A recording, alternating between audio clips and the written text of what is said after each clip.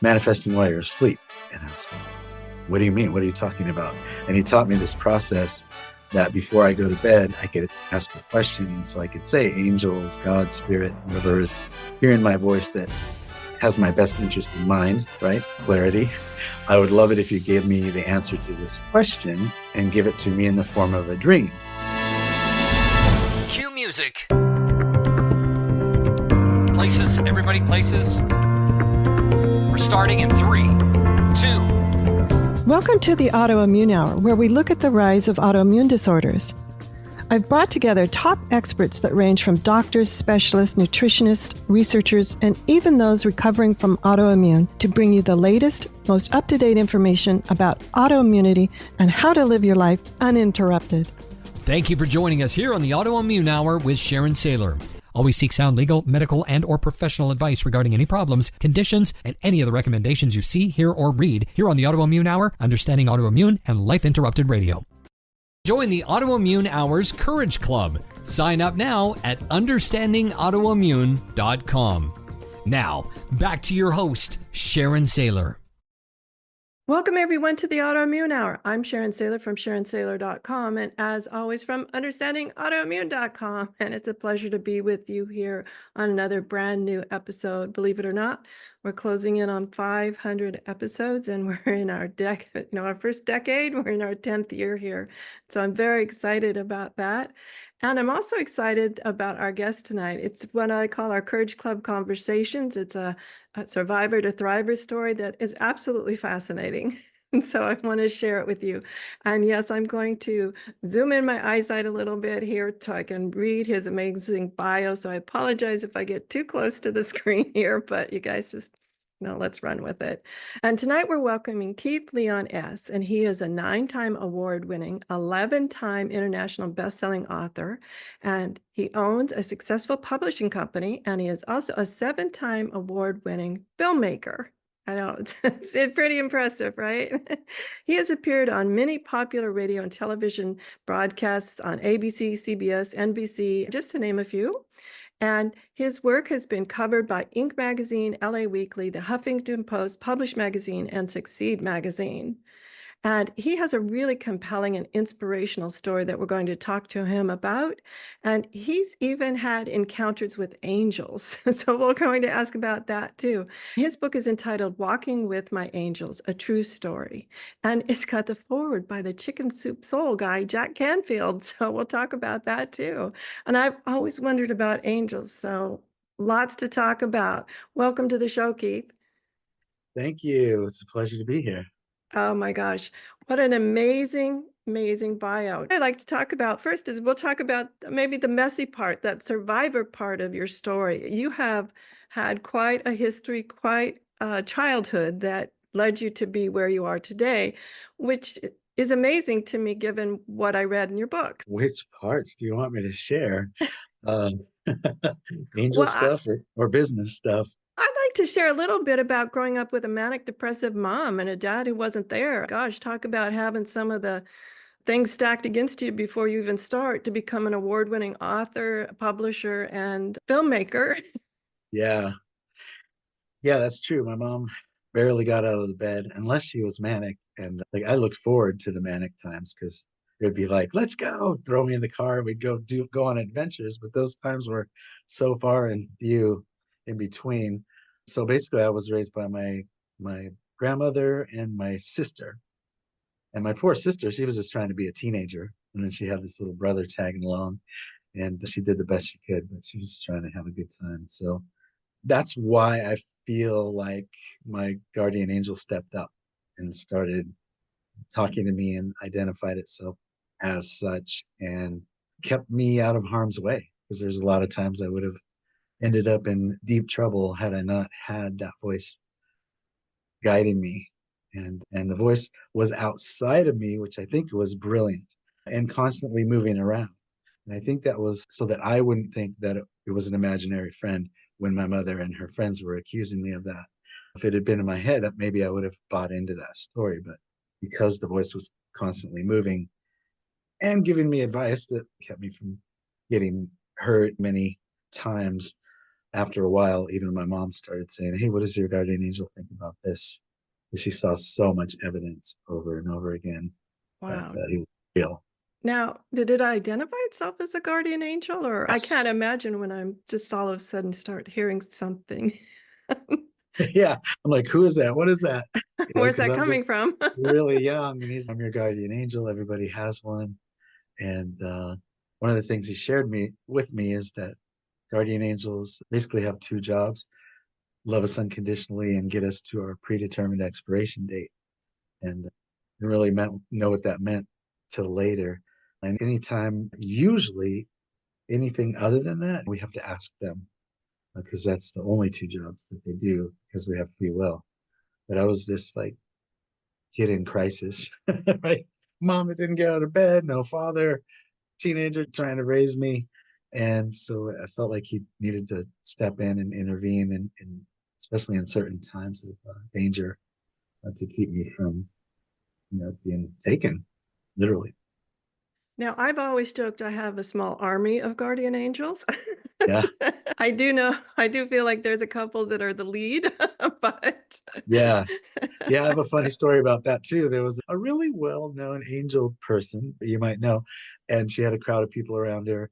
And I was at this one event, and she looks over and she's staying there, and I was like, okay. And so I kept talking to my friends, and she finished talking to the people she was talking to, and then she came over and she goes, "Do you believe in angels?" And I go, "Oh, you mean my posse?" And she was like, "Oh, thank you. Oh my God." She said, "I've like literally never seen so many angels with one person. So I wanted to make sure you at least believed in them." oh my gosh. I like you call them the posse. That's great. Yeah. Now, I have this strange habit. Now, I've never seen them. It's not mine nor yours. So I don't have that gift. But I do have this strange habit when what I'll call serendipity happens or near misses happen, whatever you want to call them. It's a variety of things. I always like to thank them. And I thank them out loud. And I know my friends sometimes roll their eyes like, oh, Sharon, there she goes again. But I feel better. I've never heard from my angels whether that is helpful. But what are your thoughts on it? Just saying thank you when things roll your way or you feel like, boy, I dodged that one. Oh, I'm thanking them all the time, and even pre-thanking them sometimes, because like I did a book project called "Who Do You Think You Are," and I was really manifesting amazing things all day long. And then I met this guy named John Kehoe, who wrote a book called Mind Power into the 21st Century. And he was like, "Oh, that's amazing that you're doing that while you're awake. Are you manifesting while you're asleep?" And I was like, "What do you mean? What are you talking about?" And he taught me this process that before I go to bed, I could ask a question. So I could say, angels, God, spirit, whoever is hearing my voice that has my best interest in mind, right? Clarity. I would love it if you gave me the answer to this question and give it to me in the form of a dream. And then I ask a question, and then I say, "Thank you, thank you, thank you." Thank you in advance for the answer to my question. And then I'll ask the question, then I will say, "I'll remember my dreams, I'll remember my dreams, I'll remember my dreams, I'll remember my dreams," until I fall asleep, at least 50 times, because I wasn't really remembering my dreams before he put me into that process. So that process alone kind of brought it to the forefront, like you said, for me to just anytime that I feel like I had that guidance, that just to say thank you, and be grateful. And I certainly believe that the more that we are grateful for and put words on, the more we have to be grateful, be attracting things to be grateful. Oh, absolutely. And I'm glad you answered my question before I asked it. And that was like, I'm not sure I would remember. I was thinking, I always keep a piece of a notepad and pencil by my bed because a lot of things happen in the night that I wake up and okay, don't get distracted. Go use the restroom right away. Write it down because if you think you're going to use the restroom and remember it by the time you get back, at least for me, that's Yes, not happening. it's gone. Yeah, that was another that he suggested, to keep a notepad right by the bed and just write it as soon as you wake up. Write down whatever you got, because Yeah. it's gone so fast. And I know a really well-known filmmaker and author. And that's his process. Like, Well, Pinky Chenille and the Rainbow Hunters, the children's book I wrote for my granddaughter that became very popular beyond my granddaughter, came to me in a dream.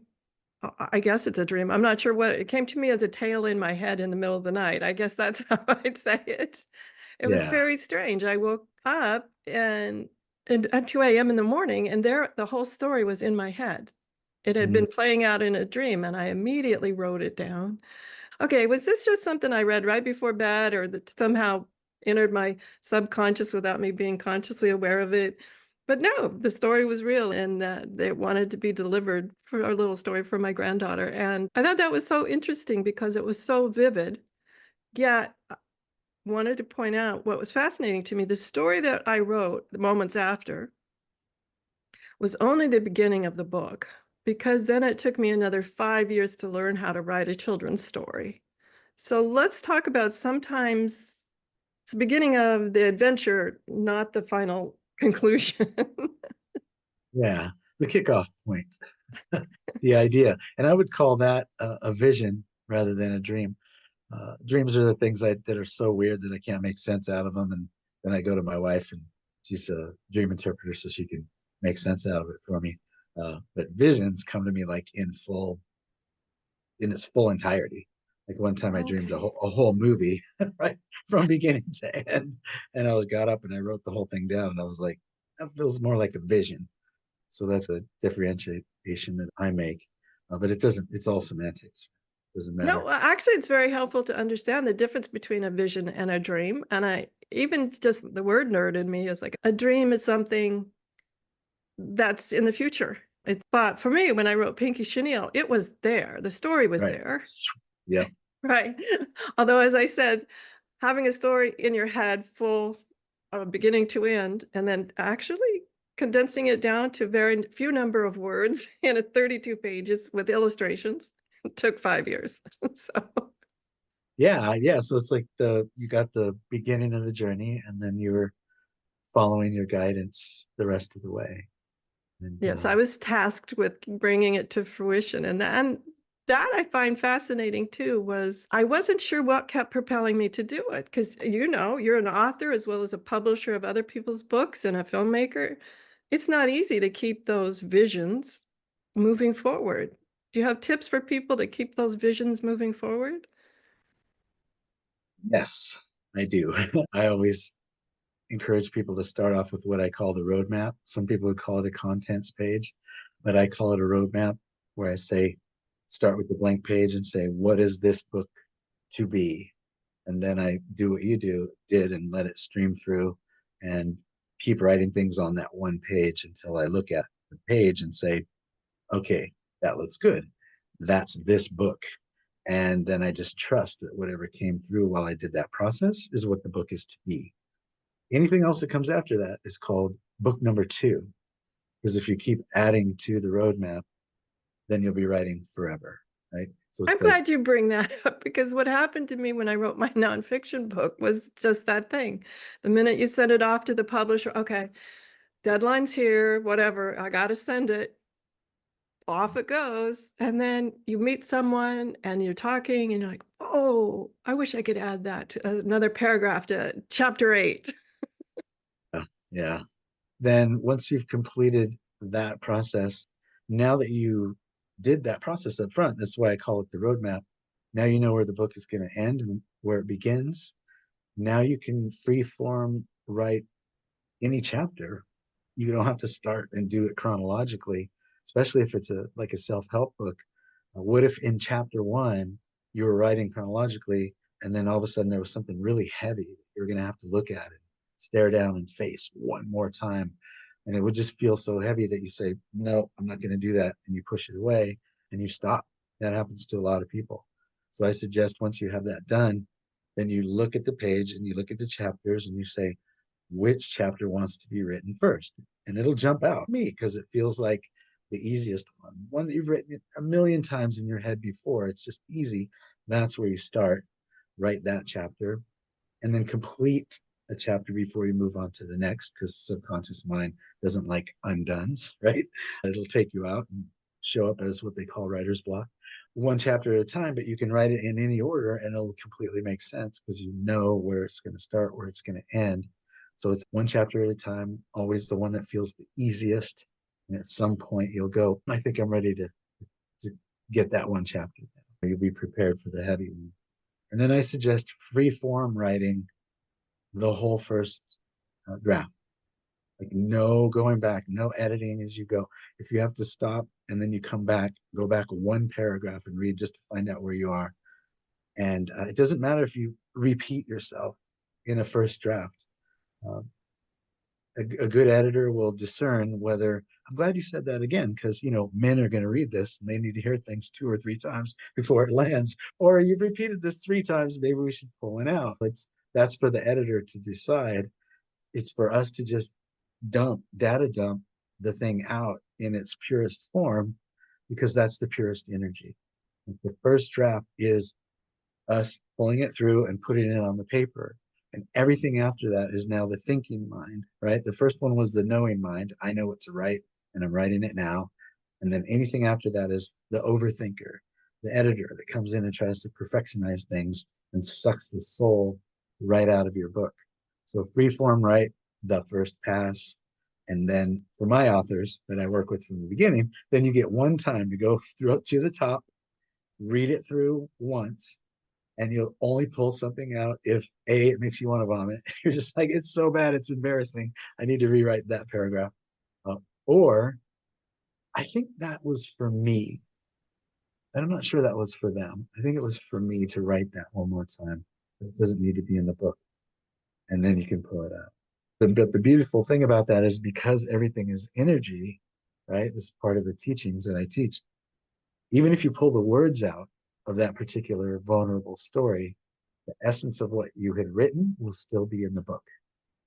A lot of my authors that I've taught thousands of people how to write books, thought I was cuckoo on that one, but they've had people come up and say, I loved in the book when you talked about this, and they know they literally pulled that out and they go and recheck and it's not in the book. But it's everything is energy. So that's why I say freeform write the first pass. That's the purest energy, and then do your best to keep other people from coming in and inserting their perfect words over your words and perfectionize something. Because there are 2 different types of books. The kind that I can put down and go to an appointment, maybe forget about it for a week and come back to it. That book has been edited by 7 different people, and it's a perfect book of words. You won't find a comma out of place, but it's just that. It's a perfect book of words. Then there's the second book.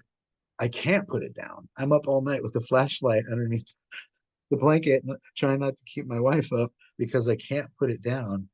That is one where the soul of the author is still in the book. The author or the publisher didn't let the editors come in and edit the author's voice, edit the soul right out of it.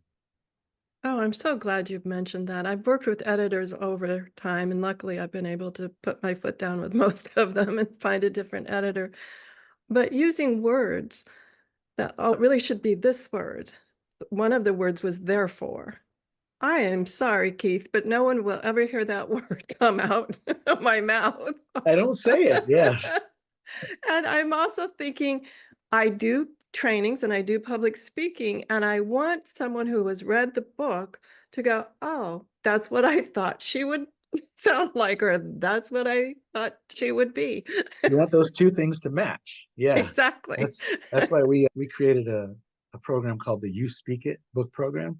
It's typically speakers and people that are in service to others so much that they never write their book, but they can talk about it all day long, right? And so we have them come, and in 7 phone calls, we get them to speak the book. And a lot of times people would come back and they'd be like, this just sounds like I'm talking. I thought you were going to edit it. And we're like, all the commas are in the right place. It is edited well, but we kept your voice because we wanted that when people see you speak and they've read your book, they're like, finally, these 2 things match. Because how many times have you read a book and then you go see the person speak and you're like, oh, had to be a ghostwriter because it's not even the same language. And in Walking with My Angels, the editor came and said, if you had more than 3 description words in your whole repertoire, might you use this word or this word instead? And for the most part, I was like, no. Then there was one word where I was like, I love that. I have used it occasionally, and now I do want to. I brought it in. I brought it into my speaking because I loved it. Yeah, I forget what it was, but it was a great word, and I was just like, oh, I used to say that, and I had forgotten. So it's like she pulled it out of the ethers. For the most part, I was like, nope, pass. It's okay. I can say beautiful now. It's still beautiful. I don't have to find 72 different words for beautiful that I don't even use in my everyday language. Exactly. I think that's important to have your own voice when, especially when it's your own story, whether fiction or nonfiction, it's all your own story. Yeah. And I love those. I can relate to the times where I've been so engrossed in a book that you read it cover to cover, regardless of the number of pages. At every waking second, including eating while reading, Yeah. I've had those books, and that's the true experience to me that I miss, oddly. It's going to show my age here, guys. I like paper books. There's something about turning the page, and I don't know, there's just some kinesthetic part of me that it really enjoys reading from an old-fashioned paper book versus the screen. I'm dating And myself, this Keith. and the smell when you open it up, that Yeah. ink paper smell. Oh, so beautiful. Yeah, I'm a book guy, so I know how you feel. I hope we never lose that. I think that's important. I'm all for being able to on the go. I do have those books that you can listen to. I get all that. My podcast too, obviously. You're listening to it, things like that. I get it. I enjoy that part of technology. But for me, if I really just have some quiet time in a hammock, a good old paper book for me. Now, as people begin to, I can be quite frightening to share our story. Both you and I are pretty open about our stories and what brought us here and the learnings that we've gotten through our lives. And I love to share those learnings.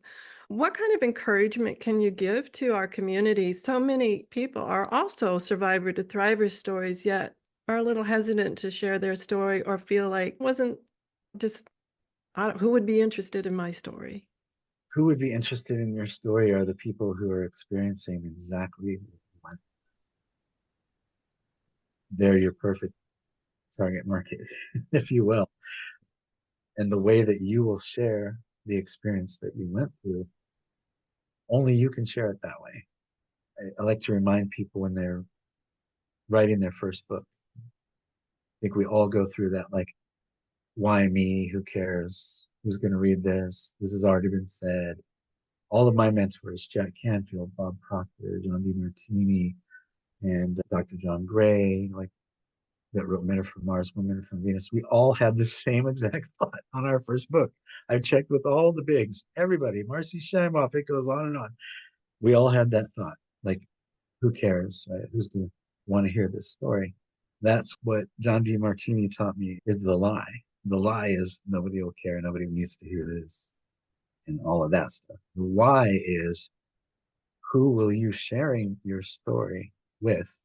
Like, who will be blessed? Who will be saved? Who will experience a really incredible healing because of what you shared, right? And that's what we call your why. Why I'm writing this book is for those people. So as I'm writing the talk, as I'm writing the book, as I'm writing anything, and I have that thought come in, the little liar, I call it, that voice, because it never tells you the truth, only lies. So anytime that voice comes in, I close my eyes and I put in front of me, I imagine, or if you don't see actual shapes when you close your eyes, then imagine or create in your thoughts that person standing in front of you saying, thank you, thank you, thank you for sharing this. Thank you for taking the time to write this talk or this book because here's what it did for me, right? And when your why becomes bigger than the lie, then you've achieved mastery. Then that book is going to be brilliant. So anytime you have that thought, just take it out, get rid of it, and keep writing. And you can keep that voice, the inner critic, the little liar, out of your book, out of your talk, out of your whatever you're doing, it's going to be masterful. And then once you complete that, then God, spirit, universe, angels, whatever you like to call it, I like to say it doesn't care what you call it, as long as you call it, right?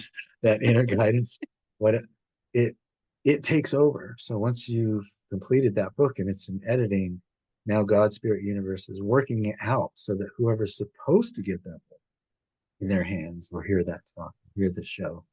It will land in their hand or their ears in the perfect time. And it's bigger than us. Ours is to get the call to do the thing, face all the fears and the voice and everything along the way, do it anyway, get it done, hand it off, and then the universe takes over. And the day that that happens, what I just shared with you, when one person is standing in front of you with tears coming down their face saying, thank you for writing this book. Here's what happened for me. Here's how it saved my life. Here, on that day, you don't care if you sold one copy or 100,000 copies, because it'll be worth everything you faced along the way. It will be worth it. That in that moment. And if we're talking about writing here, writing our own story, but I have to share the same as for my podcast too. Yes, I am a published author. Yeah, I feel that way about my podcast too. So I want to share however you choose to share your story. And who knows, maybe enough podcasts, you get them transcribed and and Yeah, you've got your book. Who knows? That's always a possibility. I've had people tell me, how'd you start? I'd say, how'd you start writing your stories? I wrote blog posts first. Oh, yeah, dip your toe in. Although yeah, I'm a little more jump into the deep end because you're more likely to commit to it. But if you're a dip your toe in and it works for you, yeah. go for it, right? And as far as survival story, I wrote in my book, Walking with My Angels, uh, at the time, it was like I should have died 8 times already. I wrote about some of those in the book. And then after the book, I went out on the road, and then halfway through the tour, it was like, it's 9 times now, because I had another one during the tour. And so near death experiences, those types of experiences, I've had so many. But the most profound was I had got in a bunch of car accidents, and then ultimately I had this big screen TV, the old kind that used to be in a giant wood cabinet, all of that, come crashing down on my shoulder. And I had polyp in C6, C7 vertebrae in my neck that was just debilitating. And so even though I went through therapy, I went to chiropractors, I did everything that seemingly the polyp went back in and everything was fine. But from that moment on, I have this chronic pain that I had that nobody could diagnose for so many years. But it was so intense that I could barely get through a work day. By 5 o'clock, I was like almost completely blacked out from pain. It was like this tunnel would come in and just be like to hear it. I was slam the lid and go lay down. And that went on for 25, 26 years, level 9, level 10. The only diagnosis anybody ever came up with, and I don't even believe in these, but the only thing they could come up with was fibromyalgia, right? That doesn't sound like anything like fibromyalgia, but go ahead. Yeah, That's what I get. I get so angry with people. Let's just throw out a word and hope they don't know what the word means. that's, I made a whole movie about that, but it's, Yes, you did. Yes, you did. diagnosis is just, we have to find a word for something. That's the definition of diagnosis, I think. Got to find a word for this. But so, yeah, then ultimately I ended up, 2 friends of mine were like, what have you tried? And I went through the laundry list, everything I had tried except for surgery. And my dad had told me years ago, don't do that. So I was not doing that. And I met with them twice, and one was like a energy healer, and then the other one was she taps in and she knew about this thing called German New Medicine, or Germanic healing. So she just shared with me, the second woman, Lisa, shared with me some things that completely reframed everything that I knew about pain, sickness, and health, like, and especially pain. And everything that I thought about pain is the complete opposite, right? Pain equals healing is what she taught me. So anytime I was trying to stop the pain, I was stopping the healing in its tracks.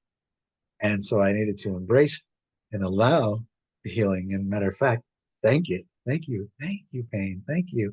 Thank you for my healing. Thank you for my healing. I tell my wife, I'm really healing today. If I had one of those like level 9, level 10, what I used to call pain days, I'm really healing today.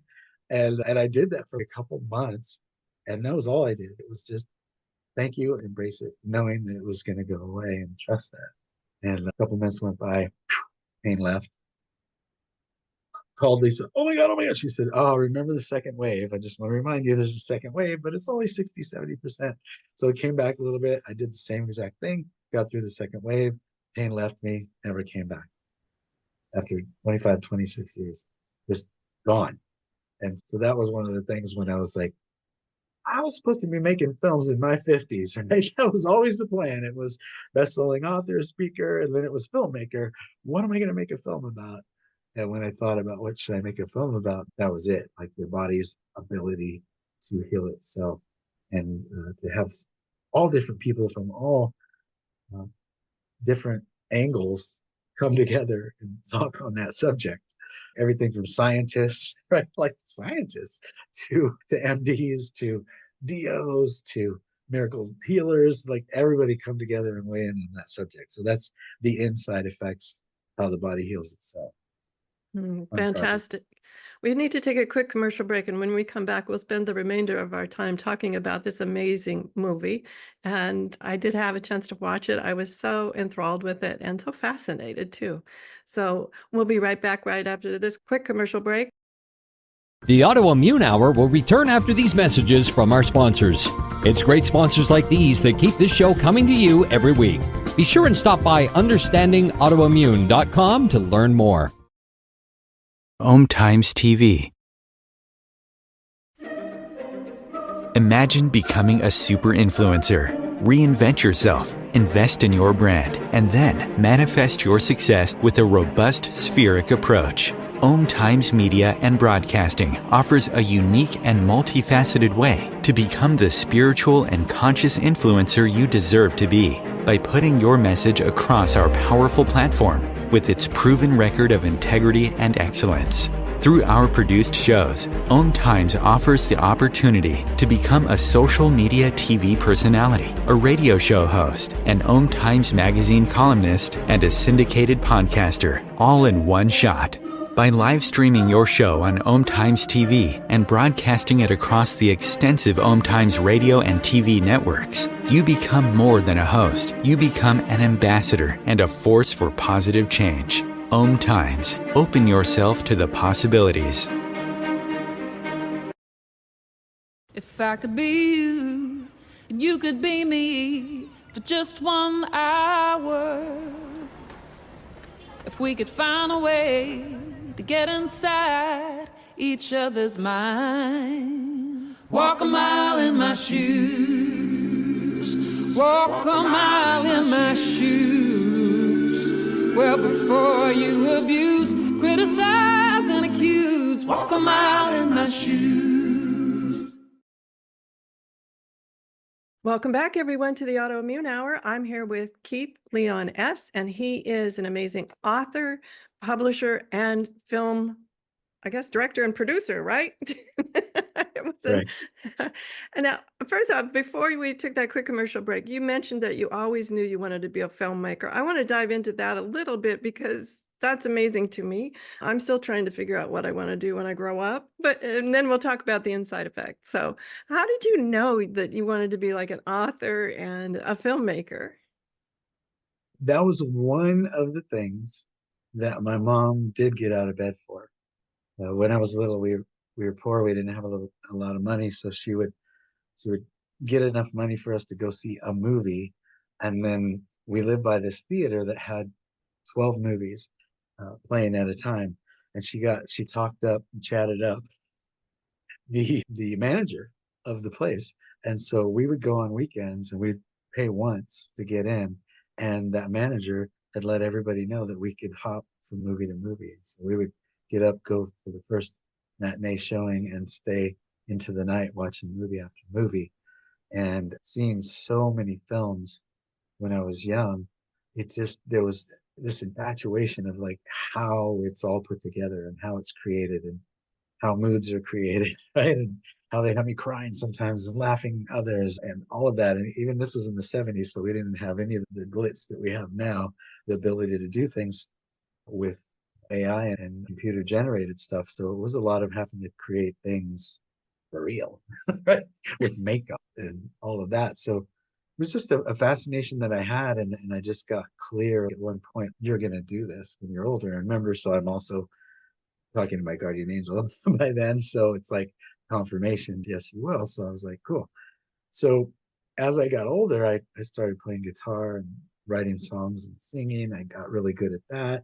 And so in a vision, I got clear as a teenager that 20s and 30s I was going to be a rock star. 40s I was going to be a best-selling author and a speaker, and then 50s I was going to be a filmmaker. And that was my life plan that downloaded through me. And so this is the plan. This is what I'm doing. And so everything that I did from that moment on was going to be in alignment with that plan. As someone who didn't come from money, so didn't have the availability to go to USC college like I wanted to and go to film school. So, now how am I going to pivot and do that on my own and create that on my own? So, not being able to financially swing a lot of things taught me to be very creative and taught me to ask for what I wanted from people who are really well known. And a lot of times the way that I showed up and I asked, they were so blown away by it that they said yes. And ultimately I ended up, my whole career is based on that right asking, what I call right asking. There's a way to ask where you get a no. There's a way to ask where you get a yes. And the way to ask to get a yes is you make it so stupid easy for people to do what you're asking that they are like, how can I not say yes to this? And the way to not ask is the way that I asked at the beginning, was from a needy place. Like I felt like I needed them to make the project good, or I needed them for my next step, or I needed them to teach me how to be rich, or I needed, and that needy energy is something that repels anybody. It's just they're like, how quickly can I get away from this guy? So that's what was so beautiful about the Who Do You Think You Are? Discover the Purpose of Your Life book project that I did, that had 10 people from the movie The Secret, and most people would know almost every person in that book. The way I got them to say yes was the polar opposite of the way I had asked some of them before in the past. And so I remember Bob Proctor saying, I told him at one point, hey, remember when you were at this one event and I asked you this thing and you were just like repelled and just couldn't get away from me quick enough? And he's, yeah, I remember that guy. And then I That said, guy. I'm that guy. And he's, no. And I was like, yeah. And I wouldn't even know, like we could have went our whole relationship and I would have never known that guy was you, because that guy looked different, acted different, was in a needy place, was just all the things that are like, nah. And then this guy, the guy who asked me to be in this book, and you're in your power and your strength now. And oh my gosh, I would have never known that they were the same guys. So many questions there, Keith. Wow, this could be a whole nother interview. I know that when I got my diagnosis, and I knew that there was something definitely wrong with me. I definitely was in a very needy place, a needy state of mind. It was definitely coming from there. And it even took me a while to move past it. I think from a lot of my own childhood and what I call I'm a polarity responder, meaning that if someone says you can't do it, I'll say, I'll show you. That helped me. But what tips do you have for someone who but Keith, I don't have any money. Keith, I don't have any experience. I don't know people who could guide me on this path. How did you make that switch from that sort of, as you called it, needy place to this very yes place? Yeah. First of all, go to Google and type in Keith Leon or KeithLeonS and look at any of the videos that are talking about books, the book guy, any of those. I've talked about it over and over again. So yeah, I learned, like what I said, right asking. So if I feel like there's somebody that's well known that I would love to partner with on something, I'll ask myself, what is the easiest way? So like when I did the Who Do You Think You Are book, all I was asking for was 10 minutes, 3 questions, recording their questions. We'd be in and out. I wasn't going to tell them how much I love them or how much I want to be them or any of that stuff. I was like, 3 questions, 10 minutes, in and out. That is my promise. And then I sent it in email form. And then for a lot of people, they were like speakers, so they had an office. So then I would call and leave a message for their assistant. And so an email and a call would come in. And then I did what Jack Canfield taught me, was the power of 7. People need to hear from us 7 times before they know that we're even trying to contact them. So every other day I would send the email saying resending the 3rd day, resending the 5th day, resending the 7th day, and a phone call. And as soon as I would get to 7 or 8, then I'd hear from the assistant, "Oh, I'm so sorry. It's taking me so long to get back to you. How can I help you?" "Oh, can you open up the email? As you can see, all I'm asking for is 10 minutes, 3 questions, in and out. That's it." And they're like, "Oh, okay. Let me make that happen." Because I didn't give up. Most people will go. That's why they ignore the first email or two, because 99 out of 100 people will just go away, and they'll never have to hear from them without having to do anything. But someone who's persistent, I actually I'll asked say them. pleasantly persistent. Yeah, yeah. I asked all of those assistants, like, when do you become a pain in the hiney? And they said, if I would have said no, and then you will keep coming, then I'd be upset. But they said, but it's just called great follow-up. Matter of fact, if it wasn't for your great follow-up, this never would have happened, because there was a deficit. Like, now they had failed me so many times that they had to do something for me. And then I made good on that promise. When they showed up to do the interview, I said, "Oh, thank you so much for coming. Let's take a breath together. Enter. Okay, you ready?" "Yes." And then I asked them the 3 questions, and then I said, "Okay, thank you so much. We'll be back to you with the first draft," in a rushed energy. And then they would say, "Wait, tell me more about the book. Tell me more about you." Now I had delivered what I said, but now we're on their time. And I was on with some of them for a long time, and some of those people are to this day are my mentors, and that was 2006, 2007, and are still my mentors and business advisors. So it's right asking, how can I make it so easy for them to say yes, but they will. Endorsement for the book. I want an endorsement, right? If I say, "Hey, will you give me an endorsement?" The answer is no every time, because they don't have time and they feel like they have to read the whole book and all of that. If there's a way to ask for endorsement that's been happening forever, and sorry if this bums some people out, but when you ask for an endorsement, you ask within the space of having to scroll down in an email, and then you say, "I've written a book called It's About This. I would love an endorsement. I have attached a short excerpt of my book, 1 chapter, maybe the introduction, 1 chapter, short excerpt, keyword short, and 3 endorsement quotes for you to either choose one as is, change one a little bit, or write one of your own. Thank you in advance for saying yes to this request." Sign off. And then underneath that, suggested endorsement quotes. 3 pre-written endorsement quotes, 1 sentence, 2 the longest is a good endorsement quote. And how creative can you be in 1 sentence anyway?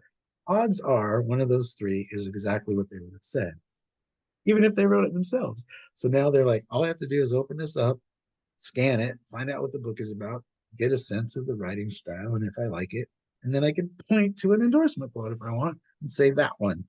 Talk about making it easy. And that is how they've been asked by people in the business for so many years. That's how they're used to getting it, the ask. So if it doesn't come like that, they're thinking, "Oh, that's hard." No.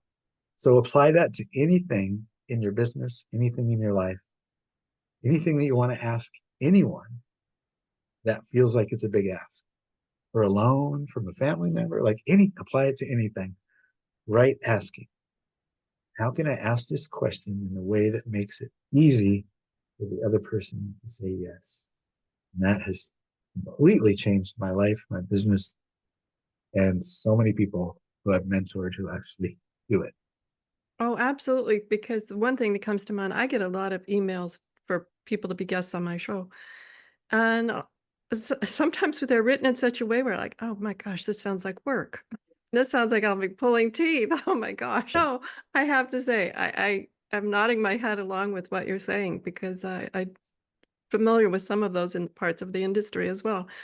But I do get a lot of emails, and it's not that I have a bad intention with it, but the ones that sound like a lot of work go to the bottom of the pile, because I'd rather knock out 10 right away than, and best of intentions, the bottom of the list tends to say the bottom of the list. Yeah. Yeah. I was going to say it's not ill intention. It's just, oh, I'll do that later. And then later doesn't come because there's always the easy ones are always in front of you. So you never have the thought, oh, let me go sift through the hard ones. Right. The Right. subconscious mind won't do that. It just doesn't do that. It's just like always looking for the simplest way to do it. And so that's why if you ask from that place, then subconscious mind goes, oh, that's easy. Yes. And since we're talking about the subconscious mind and the unconscious mind, and we're just down to our last 7 or so minutes, I want to talk about the inside effects, how the body heals itself. It's an amazing movie. I think it was about 90 minutes long, right? Yeah. Yeah. 93. Yeah, yeah. And so this is a compliment. And I say this about certain books and certain movies. It was an easy watch. I was fascinated the whole time. And I felt like the 93 minutes went by very fast because I was so fascinated by it. So let's talk about what are some surprises and things that you learned from the people you interviewed in the movie? Prizes where there were some things about health and that I had never heard of. And we as book publishers, the first 50 books we published were functional medical practitioners, doctors of all sorts. So I thought I had already heard of everything. There were a couple things that came up during the interviews from people that are cutting edge, not as traditional as we're used to. So I would say those things that came out of left field. Like I was like, wait, what did you just say? Right? And we won't, just because keyword search, I won't use a couple of those words here so that you don't get blocked. But there are definitely some new things that you may not have ever heard of in the film. And I think the reason that it was an easy watch, even though it had some cutting edge things, is because each of these people that I asked to be in the film, some of them are pretty radical out there in the world. And if you listen to their stuff, it's It's definitely a wow. movie you watch with a very open mind, going, Yeah, maybe, yeah, possibly. yeah. And some of those people out there are very right. And but my intention was that we all stayed neutral. And so it all started with me. So before every interview, I would go within and I would say, do what I call the best possible outcome. Okay, let us be neutral. Let us come from a loving place. Let us just be sharing information. And so I created that, and then people would show up and I'd be meditating. And it's every one of them, no matter how radical they are outside of the world, met me in that space.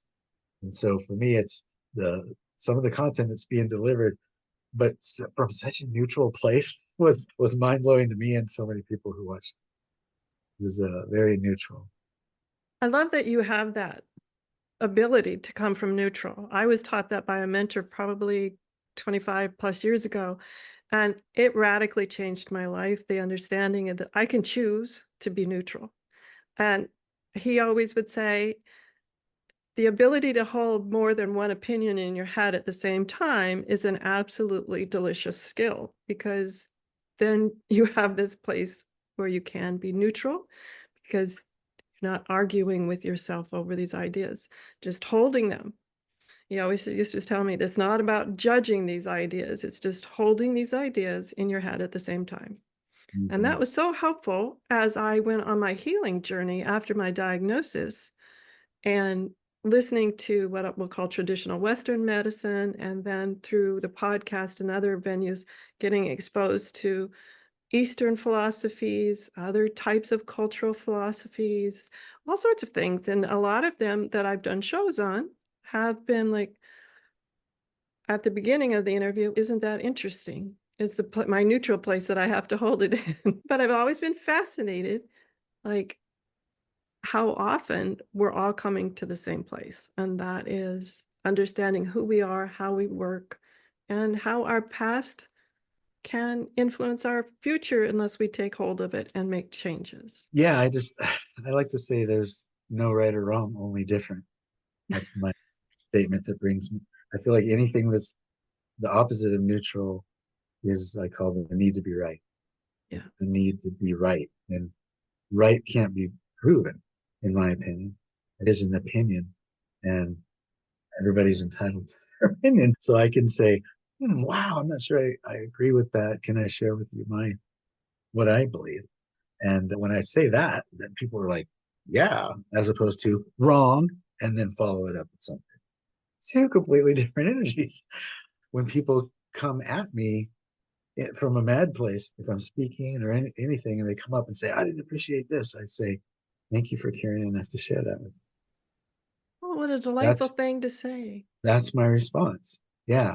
And even people like there was only 10 people that wrote about the film and said, how dare you, and all the stuff that I expect thousands of emails because of what's in the film. But to each of those people, I said, thank you for caring enough to share that with me. I'll consider this feedback. And some of them were like, great. It's the ultimate diffuser, and it's from my heart, and it's true. But then some people said, put more words on that. And then I shared. We turned off the film halfway through because of one thing, but that's only one part of the film. You might want to watch the rest of it so that you could have an opinion about the whole film instead of just getting mad at one part of it. This guy was like, okay, I'll watch this. But only because I came from that place. That's good to know. Thank you for that feedback. Fantastic. We're just running out of time. We could talk forever. Now, Mhm. I want to tell everyone, give us your best, I'll say pitch to go watch the movie and how others can find the movie, because it really is worth watching. It's very eye-opening and I think mind expanding to allow us to view healing in a greater way. Yeah. First, you go to theinsideeffects.com and just put in your name and email address, and you'll be given access to the film, and it's free. So that's my best pitch. This incredible Just your film best pitch. costs you nothing, and then even the book. There's made the film, and then I was like, what are the next steps? If somebody's watched it, I'm in, I'm ready to go. I have this particular ailment. You didn't talk about that, right? So I did 2 books, and unlike other publishers where they have the 99-cent Kindle for one day and the super low price on the book for one day so they can get bestseller status, I remain at that same exact price because I want the world to have these books. This is moneymaker. This is a passion. Amazing. So that's the insideeffects.com.